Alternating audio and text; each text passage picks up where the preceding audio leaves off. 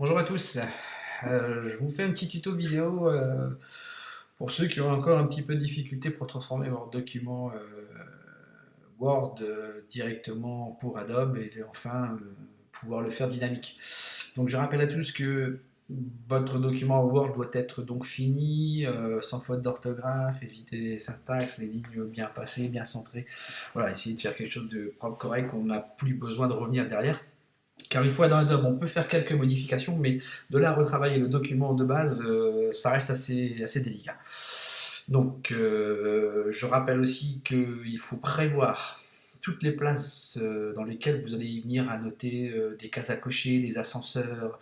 Comme par exemple ici, moi je vais vouloir mettre des cases à cocher que je vais faire évaluer.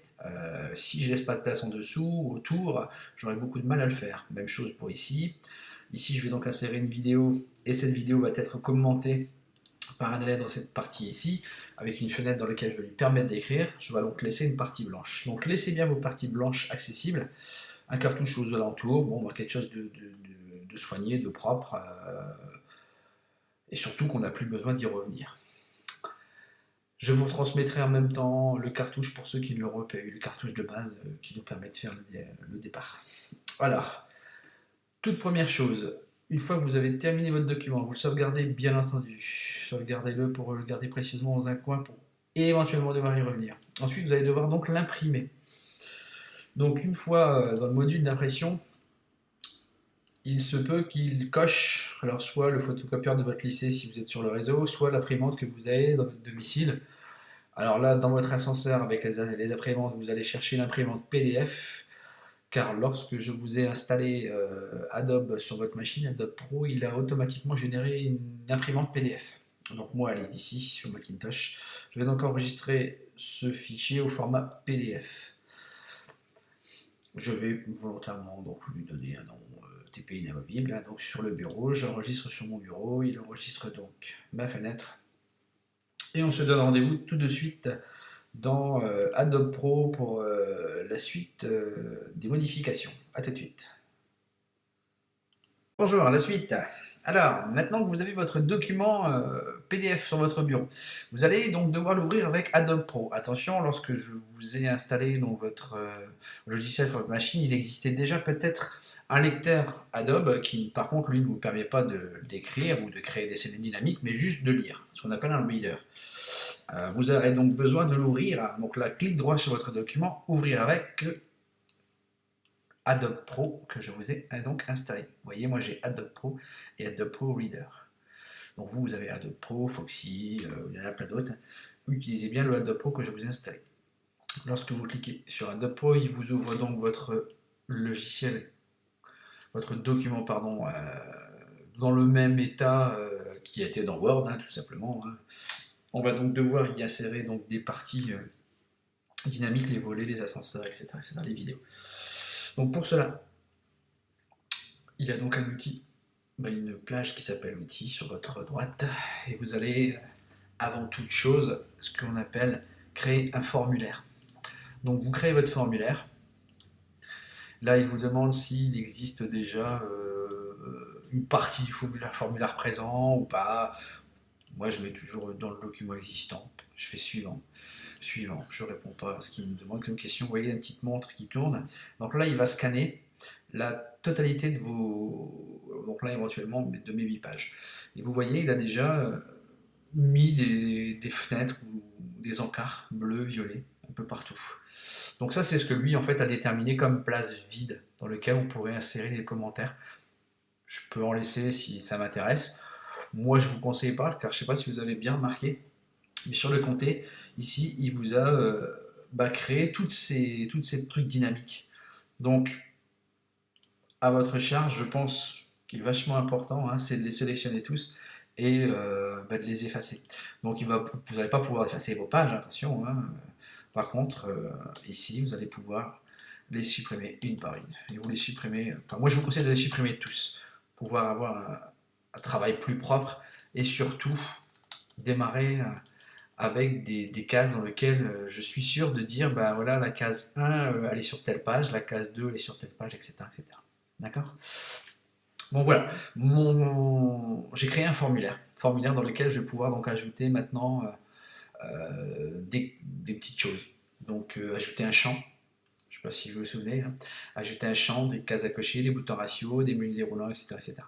Donc des champs texte, par exemple, cela va donc nous permettre, vous voyez, dès que j'ai déplacé ma souris sur le document, j'ai encore rien touché, ça me permet donc de pouvoir faire une fenêtre dans laquelle l'élève va pouvoir y noter quelque chose. Alors, cette fenêtre, elle a un gabarit prédéfini dès le départ, vous l'ajustez à bon escient de ce qui vous intéresse, d'accord? Et comme ça, ben, vous en faites plusieurs, c'est-à-dire qu'ici je vais demander à l'élève de noter son nom et son prénom. Je ne vais pas rentrer encore dans les détails personnalisés de chaque fenêtre, hein, on va venir après. Je vais rajouter un nouveau champ. Donc je vais vous faire après des techniques un peu plus simples. C'est-à-dire que là je les rajoute manuellement.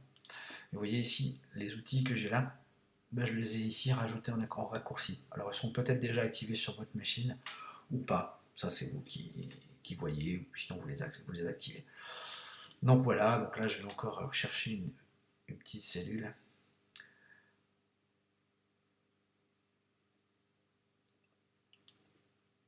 Donc je rappelle, hein, Pierre vous a laissé un petit peu,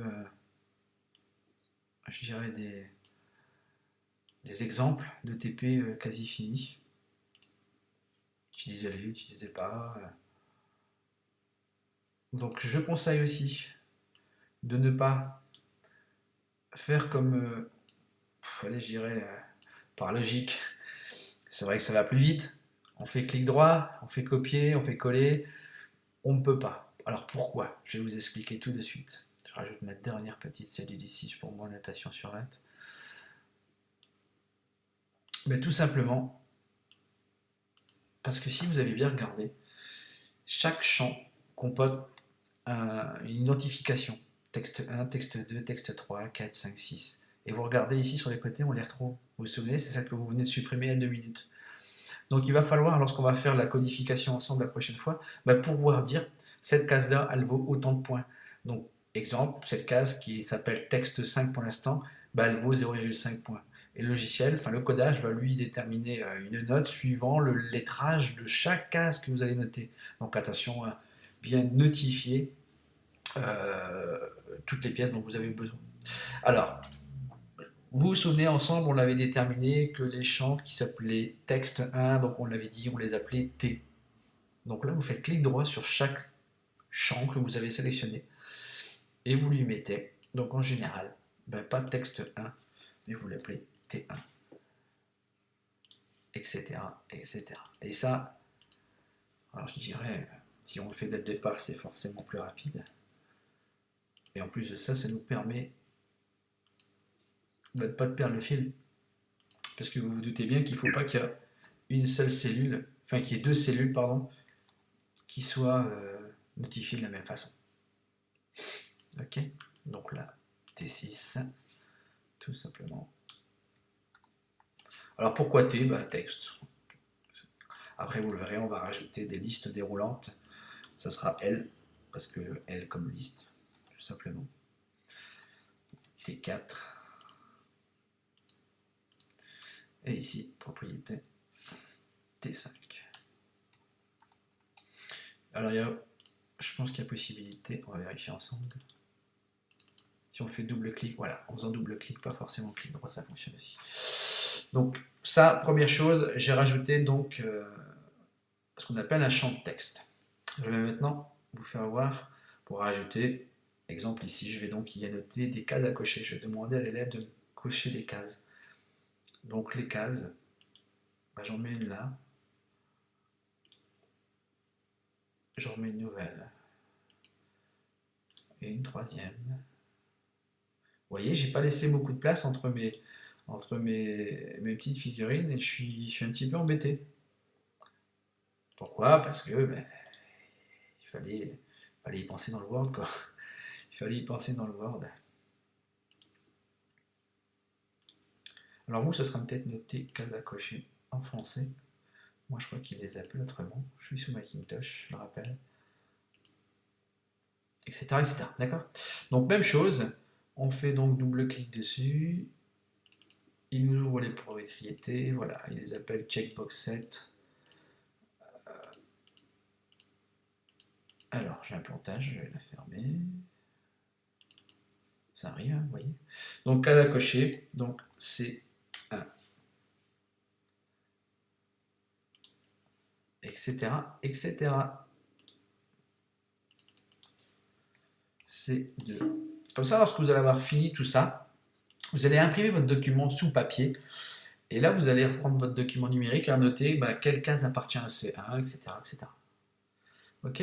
Donc, on continue. Je vais vous faire voir ici. Donc, je vais rajouter une liste déroulante. Alors, une liste déroulante, je vais prendre, allez, celle-ci, une liste à choix. Donc ici, je demande à l'élève de noter les différents types. Je vais essayer directement là pour avec vous. Voilà, exactement. L1. Donc, elle est comme ça, bien sûr, je la rétrécis, je fais ce que je veux. Ça, vous l'avez bien compris. Et c'est là où on va venir y annoter, c'est une liste déroulante, les solutions, c'est-à-dire quelles options vous lui mettez. Donc là, dans ma question, nommer les différents types d'assemblage de la vidéo. Ah, une petite faute d'orthographe, vous voyez, donc on va la rajouter après. Dans la vidéo ci-dessus, oui, parce que ici, je vais venir faire lire une vidéo à l'élève. Donc, les types d'assemblage, je vais volontairement lui en mettre des bons, hein, bien sûr. Donc, mag. Là, je vais faire ajouter. Ensuite, mig. Ajouter. Ensuite, je vais dire qu'il y a peut-être du cercle. Ensuite, je vais dire qu'il y a du collage. Pourquoi pas? Il y en a peut-être, il me semble même. Il y a peut-être un soyage, etc., etc. D'accord? Et chose importante, on avait dit la dernière fois que pour schématiser une cellule qui serait remplie pour l'élève, on le ferait à base de petits traits. Donc vous rajoutez 3-4 petits traits ou 3, vous faites ajouter, et vous apercevez, vous voyez en fait que tout ce que j'ai noté il est là. Ce qu'il faut savoir, c'est que le dernier élément qui est visible, c'est celui qui est en haut de la liste. Donc là, je vais le monter jusqu'en haut de la liste, et là je fais fermer. Et ici, vous voyez, il y a en tout premier lieu, le jeune voit les petits tirets. Donc ça, vous rajoutez le nombre de listes que vous voulez, ici même chose. Alors ensuite, je vais vous faire voir comment insérer une vidéo, parce que là, depuis tout à l'heure, on a vu un petit peu comment on intégrait des champs, des cas, des choses comme ça. Maintenant, on va y venir rajouter donc une animation, quelque chose de vidéo. Donc moi, je vais prévoir à ma place.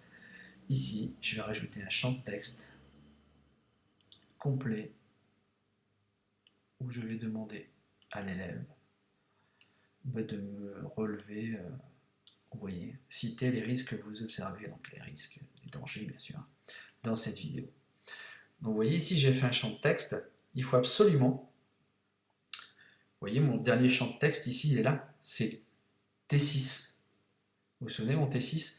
Le champ de texte, alors en imaginant bien sûr c'était la suite, hein, ici va donc devoir s'appeler T7. Surtout faites bien attention à ça, sinon au niveau de votre codage, on va s'en mêler les pinceaux. Ok, voilà, à tout de suite pour le montage de cette petite vidéo. Troisième et dernière partie, après je ne vous embête plus, je vous laisse terminer vos montages tout seul.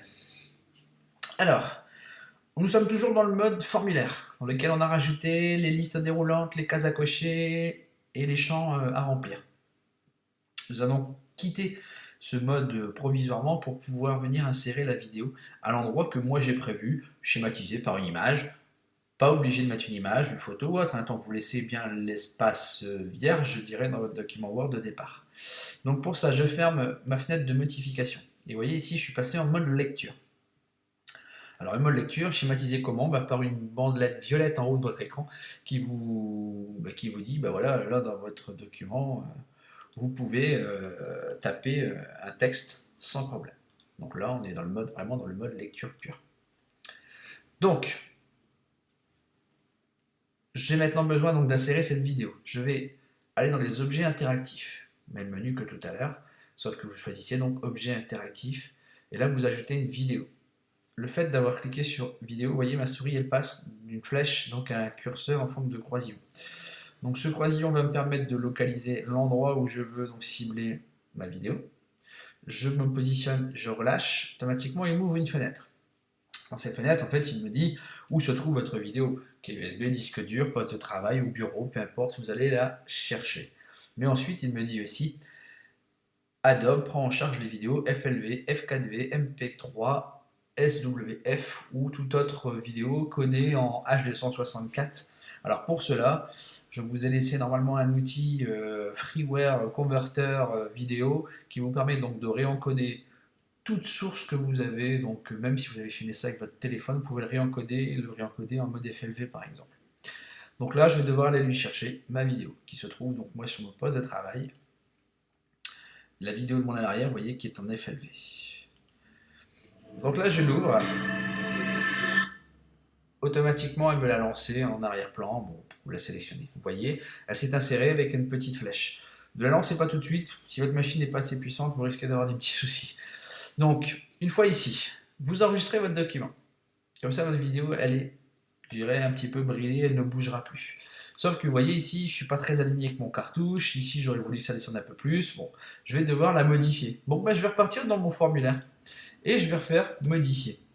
Je me retrouve avec donc mes fameuses cellules que j'ai donc sélectionnées.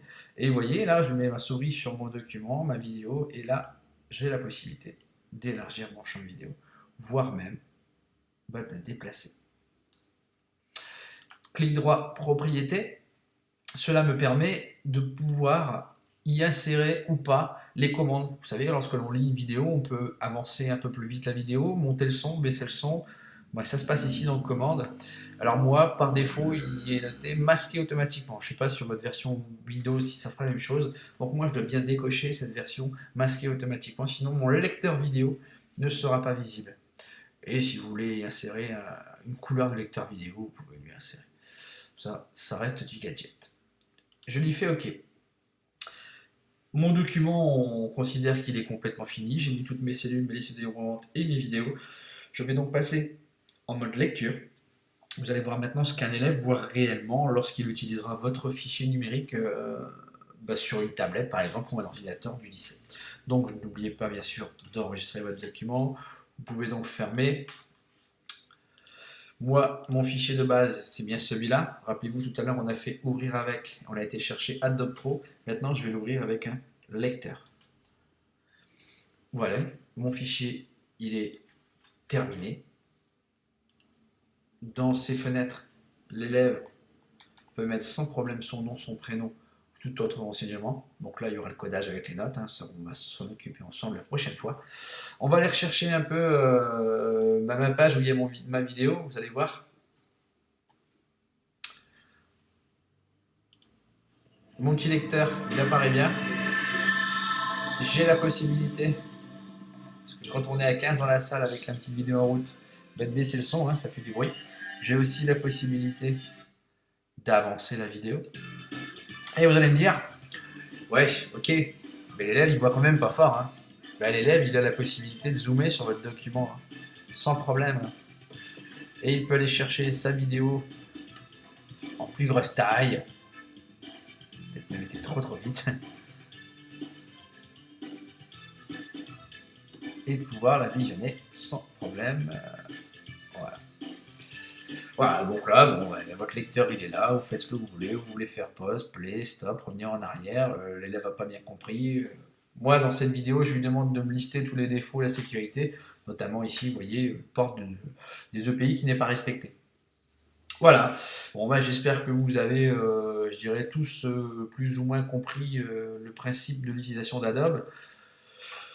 On se dit rendez-vous à la prochaine journée de formation et ensemble avec votre document, une fois fini, un peu du même style, assurez-vous bien quand même que tout fonctionne, qu'il n'y ait pas de faute, les vidéos insérées, ou si jamais vous avez eu encore des petits couacs, on les fera ensemble. Mais le but c'est quand même de faire le codage et de pouvoir avancer pour cette dernière journée. Il faudrait qu'elle soit le plus productive possible. Voilà, merci à tous et puis à bientôt.